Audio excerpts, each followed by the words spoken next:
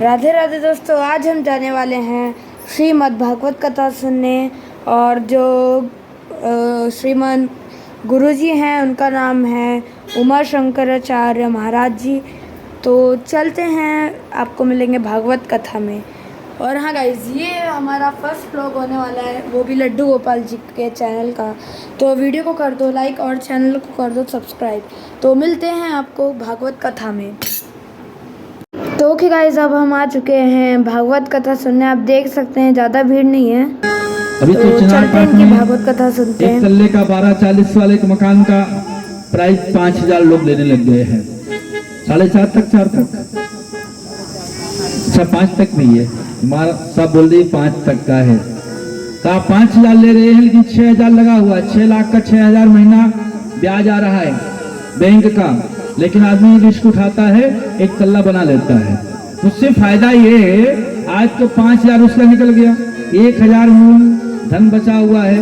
वो 1000 जब 20 साल बाद फ्री होगा तो 20 लाख बढ़ा देगा। कितने की प्राइस बढ़ जाएगी उसकी। जो मकान आज आपने 10 लाख में लिया है, वो 5 साल में 20 लाख का हो जाएगा। हो गया। जिन लोगों ने मकान यहाँ खरीदा था 2016 के आसपास 1240 का प्लाट, उनकी कीमत आज के डेट में उस मकान की 20 लाख 30 लाख के आसपास हो गई है। अरे 2 तल्ला बना लिया उन्होंने। तो कहा ऐसे ही मृग तृष्णा, जीवन में एक चीज कम होती है, दूसरी आ जाती है। फिर सोचता है आदमी कि भाई अपने पास 2 तल्ला हो गया, 3 तल्ला हो जाए। 3 तल्ला हो जाता तो सोचता है मेरे 2 छोरे हैं, दोनों छोरों के लिए अलग अलग हो जाए। एक बच्चे के तो हो गया, अब दूसरे बच्चे के लिए व्यवस्था सोची जाए। दोनों हो जाता है तो थोड़ी सी बुढ़ापा आ रहा है, थोड़ी सी गाड़ी खरीद ली जाए। कहने का भावार्थ मृग तृष्णा बढ़ती जाती है, कम नहीं होती है। भगवान जो देता है उसे कभी कम नहीं समझना चाहिए। तो गोधन गज धन बाज धन और रतन धन खान, जब आवे संतोष धन सब धन धूल समान, सब धूल के समान हो जाता है। ऐसी अवस्था में देखते देखते ही पल भरों में समझ में आ गया। देवर्षि नारद जी ने कहा, आपने सब कुछ किया, सभी शास्त्रों का चिंतन किया, मनन किया, लेकिन जो है उस चिंतन मनन में से सार तत्व नहीं निकाल पाया आपने। का सार तत्व ये है कि आप जो है जब भी पूरे जीवन में कार्य करो तो उसमें से कुछ अमाउंट बचा के रखो। आप हर महीना कमाते हो ना, तो उसमें से जितनी भी आमदनी है एक घर के अंदर गुल्लक रख लो। घर में रहो, लेकिन 24 घंटे में से कुछ घंटों को, कुछ मिनट को भगवान के नाम से दे दो, वही मूल तत्व बन जाएगा। कैसे? जैसे गुल्लक में डाला हुआ पैसा इमरजेंसी काम देता है, वैसे ही भजन किया हुआ आपके जीवन में इमरजेंसी काम देगा। जब आपका स्वास्थ्य गड़बड़ होगा तो भगवान मूल सूद ब्याज के सहित आपको स्वस्थ कर दे, वही आपकी मनोकामना पूर्ण कर दे। कभी आप वाद विवाद में फंस जाओ, यदि आपने भजन किया है वो प्रभाव जो है लग जाएगा, बुद्धि निर्मल हो जाएगी, वाद विवाद में फंसे हुए जगह से निकलकर बाहर चले जाओगे। ये कैसे? का भगवत कृपा है। बहुत से लोग प्रयास करते हैं कि जीवन में सब कुछ हो, लेकिन कहीं वाद विवाद नहीं होना चाहिए। रास्ता साइड होकर निकल जाओ, वही सार तत्व है, वही समझदारी है। बहुत से लोग उलझ जाते हैं, छोटी छोटी बातों पर लोग उलझ जाते हैं, लेकिन उससे क्या होता है, कोर्ट कचहरी में चले जाओगे, सब बेकार हो जाएगा। का जीवन में कोई अच्छा बुरा सब देखना है तो उलझो मत, सुलझो। यहाँ पर वेद व्यास जी को सुलझाया गया है और कहा है आपने सार तत्व नहीं खोजा। सार तत्व क्या है? उन्होंने चारों वेदों के ज्ञाता थे। 4 वेद, 6 शास्त्र और 18 पुराण। इन पुराणों में के 17 पुराण के श्री देवर्षि नारद जी ने प्रेरणा दी है और 18वें पुराण की रचना की है। वह कौन है? श्रीमद् भागवत सप्ताह ज्ञान गंगा महायज्ञ, जिसमें लाला कन्हैया के चरित्र का वर्णन है। का चरित्र के साथ साथ लाला कन्हैया के भक्तों का वर्णन है। इसलिए भागवत पढ़े। भागवत का भावार्थ है भक्तों की ज्यादा महिमा जिसमें है वही भागवत है। राम कथा में राम जी की मर्यादा का, पुरुषोत्तम मर्यादा का जो है वर्णन है, इसलिए वहां उनकी रामचरितमानस लिखा गया है। और ये है श्रीमद् भागवत सप्ताह ज्ञान गंगा महायज्ञ है। ऐसी ज्ञान गंगा महायज्ञ में गोता लगाते हैं। यह 18 पुराण की रचना हुई है और गणेश जी आते हैं, लेखन कार्य करते हैं और वेद व्यास जी ने लिख दिया है। इधर वेद व्यास जी के पत्नी मां अरणी के गर्भ से बालक पैदा हुआ और वह बालक 12 वर्ष तक रह गया। कितने वर्षों तक? 12 वर्षों तक मां के गर्भ में ही रह गया। क्योंकि यहां तो आप विचार करोगे कि बच्चा जो है माताओं को 9 मास में और 10 मास में होता है, लेकिन 12 वर्ष में माँ को संतान पैदा हुई। तो कैसी संतान होगी जो 12 वर्ष में निकलेगी? तो पीड़ा हुआ का कुछ भी नहीं अंतर पड़ा, क्योंकि वह जो खाया हुआ था, जो जाया हुआ है, माँ के पेट में जो पल रहा था वो कोई साधारण व्यक्ति नहीं था। क्यों? साक्षात भगवान थे। भगवान किसी के गर्भ में जाते नहीं है। तो भगवान ने देखा जब किसी के गर्भ में नहीं जाते और गर्भ में चले गए हैं तो माँ को कोई कष्ट ही नहीं होगा। क्यों?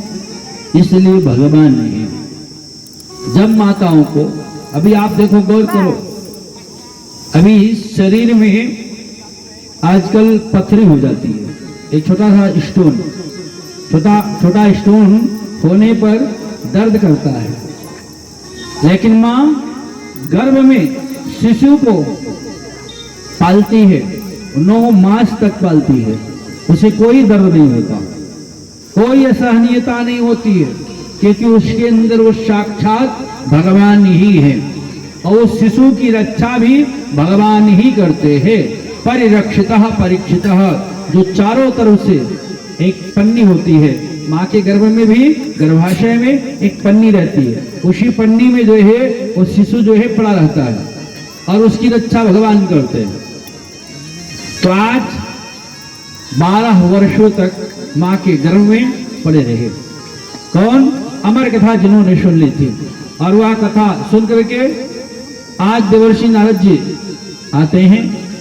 12 वर्ष इसलिए पड़े थे, 12 का जो संख्या है वो गौर कीजिए। 12 की संख्या कितनी है? 1 और 2, 1 और 2 मिला देंगे कितना हो जाएगा? 3। और 3 क्या है? ब्रह्मा, विष्णु, महेश। यही तीनों मिलकर के साक्षात जब भगवान अवतार लेते हैं, अवतार धारण करते हैं, तो तीनों की कृपा रहती है। तब तीनों के तत्व को मिलाकर के सहज में, सहजता में भगवान जो है प्रकट हो जाते हैं। इसलिए वह 12 की जो संख्या है, 12 मास, 12 वर्ष का, एक साल में 12 महीने होते हैं। कितना हो जाए? 12 से 12 में गुणा करिए, 12 धाम 120 और 12 दुनिया 24। 120 और 24 को जोड़ लिया जाए तो कितना हो जाएगा? 144। कैलकुलेशन की बहुत बढ़िया कैलकुलेशन आ गया दिमाग में, सुना दे रहा हूं। 12 में 144। अभी 144 को कैलकुलेशन कर लीजिए। 1 और 4 4 8, 8 और 1 9, और 9 क्या है? गोस्वामी जी लिखा है, भगवान प्रकट कब हुए थे? नवमी तिथि मधु मास पुनीता, नवमी तिथि मधु मास पुनीता,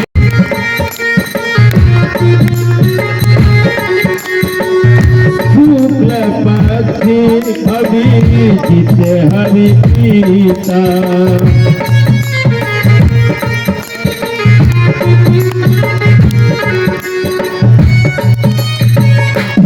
में क्या है? नवमी ही तिथि सत्य है। तिथियों में कौन सी तिथि है? मातृ नवमी। जब श्राद्ध पक्ष आता तो क्या करते हो आप? किसी माँ की तिथि नहीं पता हो तो उसे पिंडदान कब किया जाता है? नवमी तिथि को।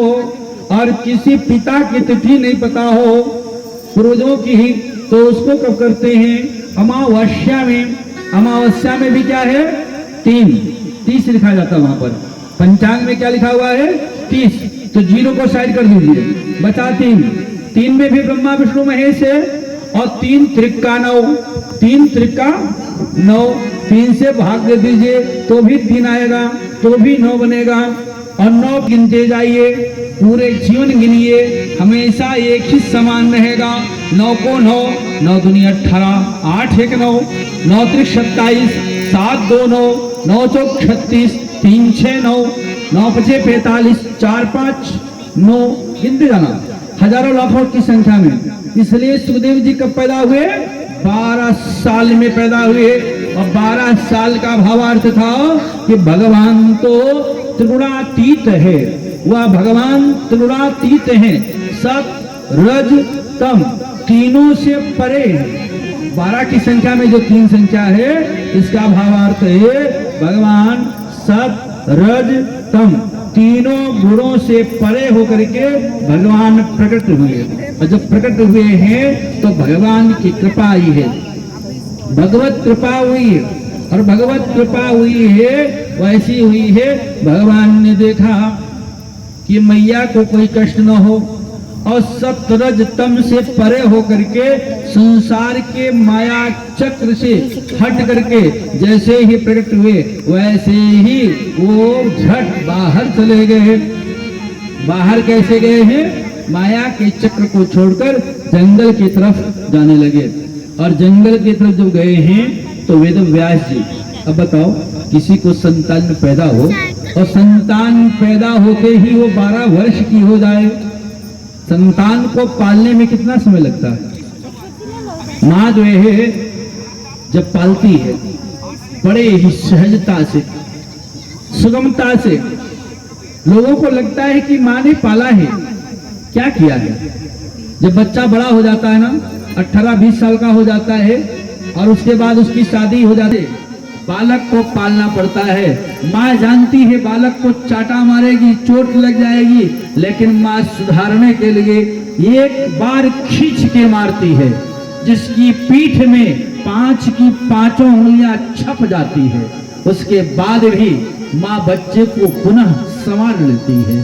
और बच्चा एक बार रोता भी है, हृदय पर पत्थर रख करके गलती करके आता है, तमाचा मारती है, और पल भर के बाद उसे अपने सीने से लगा लेती है। लगा, तूने गलती करी थी ना, इसलिए मैंने मारा था, आज के बाद गलती मत करना। और जो माँ यही बात नहीं करती है वही बाद में पछताती है। बाद में वो पछताएगा, बाद में पछताएगा। क्यों? जो माँ पहले नहीं संवारती, 5 वर्षम लाड़े 10 वर्षे ताड़े 16 प्राप्ते मित्र माच्छरे। 5 साल के बच्चे को खूब पीटो, उससे लाड़ प्यार करो, उससे कोई छूने की जरूरत नहीं है। 5 से 10 साल के बच्चे को शिक्षा दो, लेकिन 10 से 15 साल का बच्चा हो जाए तो पीट पीट करके उसको सुधार दो। ऐसा मत पीट देना बेचारा घर छोड़ के चला जाए, क्योंकि आज का जमाना थोड़ा नाजुक हो गया है। और माँ बाप बेचारे बोल देते हैं ना, बच्चा हाई स्कूल में पढ़ रहा है, कम मार्क्स लाया, माँ बाप ने बोल दिया, बच्चा जाकर के दोस्तों के साथ घूमने के बहाने गया, सुसाइड करके चला आया, इसलिए माँ बाप बेचारे जो है घबराते हैं, बच्चे को बोलते ही नहीं। लेकिन मत सोचो, यदि बिगड़ना हो तो उसे संवारो पहले। यदि तुम्हारा होगा तो तुम्हारे पास रहेगा, तुम्हारा नहीं है तो लाख उपाय करोगे, तुम्हारे पास नहीं रहेगा। इसलिए अगर आपको बालक पैदा हुआ है तो उसे संवार के रखो, उसकी तोतली भाषा तक ही उस पर विचार करो। लेकिन अच्छा जब बोलने लग जाए तो कदाप उसके साथ आप निर्ममता से पेश आइए। 5 वर्षम लाड़े 10 वर्षे ताड़े 16 प्राप्ति मित्र माचरित। 16 साल का बच्चा हो जाए उसको अपने मित्र के समान रखिए, लेकिन आपने अच्छी शिक्षा दी हो तो ही उसके समान दिखेगा। आपकी शिक्षा में कमी है तो वो गलती करेगा। होता क्या है, एक बार की कथा आ गई, सुना दे रहा हूं। एक बालक था, जो बालक धीरे धीरे बच्चों के साथ घूमता था, और घूमते घूमते जो है वो दुष्ट हो गया, चोरी चमारी करने लग गया और बाद में उसे जेल में गया। जब जेल में गया तो पकड़ा गया, मारा गया, कूटा गया और फांसी की सजा आ गई। इतना उसका संस्कार बिगड़ चुका था।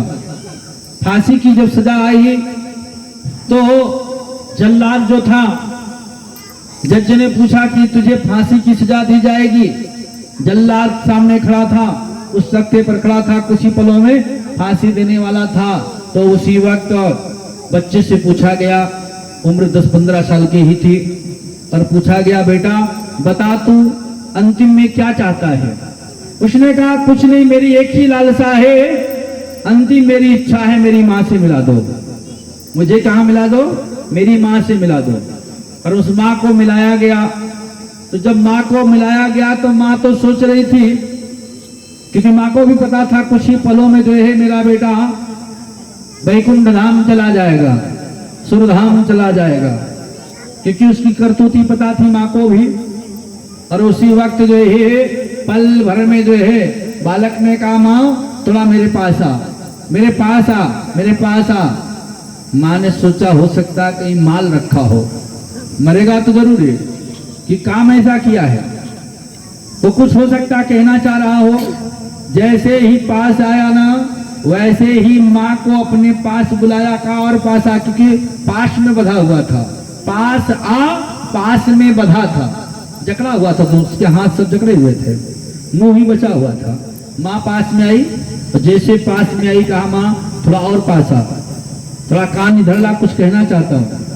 जैसे कान आगे की ना वैसे ही बालक ने अपनी माँ का कान काट लिया। और कान काट लिया, इसका भावार्थ कहा तेरे ही द्वारा ये मेरी स्थिति हुई है, फांसी के फंदे में खड़ा हूं तो तेरी कृपा है। जिस समय तू झूठ बोलना सिखाई, जब बच्चा घर के अंदर रहता, उसका पिता भी उसके साथ रहता है और पड़ोसी आकर के बोलता है, बच्चा बाहर खेल रहा हो, पत्नी घर के अंदर हो, पति ड्यूटी करके आया हो, और उस वक्त जो है बच्चा तो जानता पापा घर के अंदर है, लेकिन माँ ने क्या कहा, बच्चा बाहर से अंकल बुलाने आए, अंकल ने पूछा बेटा तेरे पापा घर में है, दौड़ के अंदर गया, लेकिन माँ बगल में बैठी हुई है। माँ ने कहा जा बोल दे पापा बाजार गए हैं, पापा बाजार गए हैं। झूठ बोलना किसने सिखाया, माँ ने। और आपने झूठ नहीं बोलना सिखाया होता तो आज मेरी ही दुर्दशा ना होती।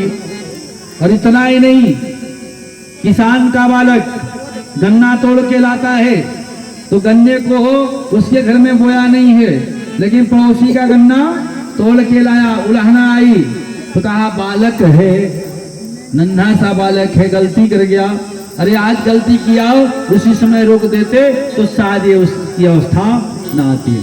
इसका भावार्थ कथा का सार है कि आप ही दाता हो, आप ही उस जीवन के दाता हो, तो आपको संवारना चाहिए। वेद व्यास जी ने भी ये कार्य किया। वेद व्यास जी ने देखा पुत्र पैदा हुआ और जंगल की तरफ चल दिया, जैसे जंगल की तरफ गया है वैसे ही पीछे पीछे जाने लगे।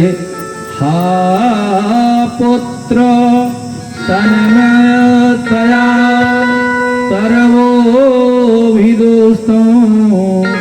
हे पुत्र, हे पुत्र, हे पुत्र की आवाज आई। जब आवाज आई तो वापस टकराई आवाज। आगे आगे सुखदेव जी नंग धड़ंग अवधूत वेश में, पीछे पीछे वेद व्यास जी बड़ी बड़ी जटाओं के साथ, कई हजार वर्ष के थे। वेद व्यास महाराज पीछे पीछे हा पुत्र, हा पुत्र, उत्तर आ रहा था, हा पुत्र, हा पुत्र। भावार्थ है आप जब जंगल में या रात्रिकालीन किसी रोड पर चलिए, सुनसान हो, तो आपके ही पांव चलते हैं, कदम आपकी होती है, आवाज पीछे से आती है, कदम आपकी, आवाज पीछे से, मानो कोई आ रहा है। अब इधर भाव आया हा पुत्र।